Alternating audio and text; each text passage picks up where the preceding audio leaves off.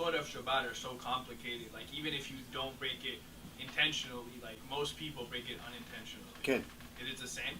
No, Chazak, fantastic question. The question is, breaking Shabbat, obviously we've learned already in every single lecture that I've probably done over the last 5 or 6 years. Every single time we mention a little bit of Shabbat, sometimes more, sometimes less, but in essence, everybody understands by now that HaKadosh Baruch Hu wrote in the Torah 12 times, you violate Shabbat, you have a very, very serious problem. But what he's talking about is if you break it intentionally, meaning you go into a car.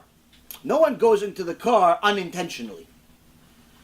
You're going to go drive to the mall, you're intentionally driving the car. Unless you're driving to the hospital, and that's pikuach nefesh. If you're driving to the hospital to go save somebody's life, that's a mitzvah. Why? Because if you're trying to save a life, then Shabbat is put on hold. Not because the life is more important than Shabbat, but rather because the Shabbat is more important than life. How so?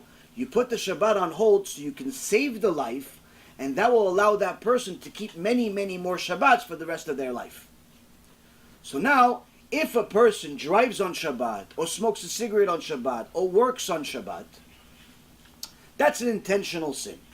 But if a person unintentionally turns on the light, he woke up in the middle of the night, he forgot where he is, he turned on the light to go to the bathroom. That's unintentional. He forgot it's Shabbat for a moment. That's not the same level of sin. That's shogeg. That's an accidental sin, if you will. Now, even though it's still considered a sin, it's not the same level of sin as the others. It does not get the same punishment. A person still needs to do tshuva, still needs to say to HaKadosh Baruch Hu, I'm sorry, but it's not the same thing as the others. It's two completely different classes. Now, as far as what about if you don't know all of the details, like you just said, there are so many halachot. If you go look at the Yalkut Yosef, it's 3 books. There's the series of Yalkut Yosef has many books, but just on Shabbat, it's the biggest section. There's 3 books, 3 big books, 500-page, 600-page books, just on Shabbat. How many halachot? Hundreds and hundreds of halachot on Shabbat, of how to keep Shabbat. Now, even if you've studied it, you're not going to remember everything. So what about that? Now, if you've studied halachot Shabbat, you took the books that I gave for free in the last couple of weeks, and anyone that wants them, I still have some more in my car. You took the book, and you studied it, but you forgot something.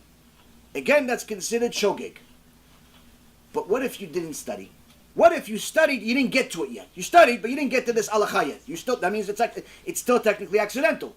You studied, but you didn't get to this law yet, or you forgot this law. That still technically falls under the accidental. But what if you didn't study? What if instead of studying, you went to the baseball game? You had a shiur Torah, but one of your friends called you, like, hey, listen, you want to come to the game? No, I have a shiur Torah now. I'm learning halachot Shabbat. No, halachot Shabbat, you learn tomorrow. Come to the game. No, come on. A-Rod, Sh-Rod, all these rods. They're all hitting. They're all, this guy's making $20 million a year. Give him a run for his money. Cheer for him. No.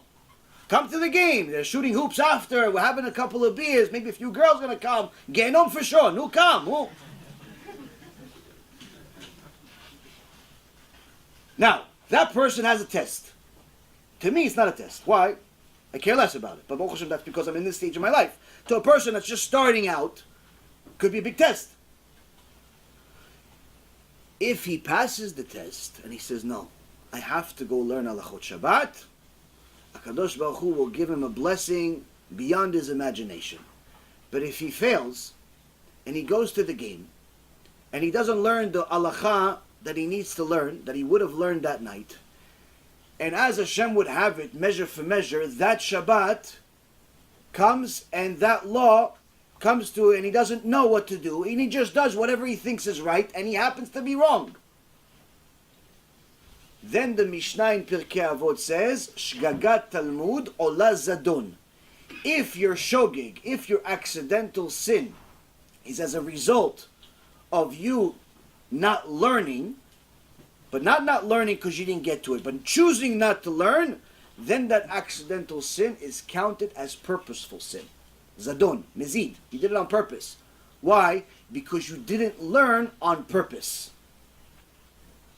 It's not that you sinned on purpose, but you didn't learn on purpose, which led to that sin. Had you learned, you would have known.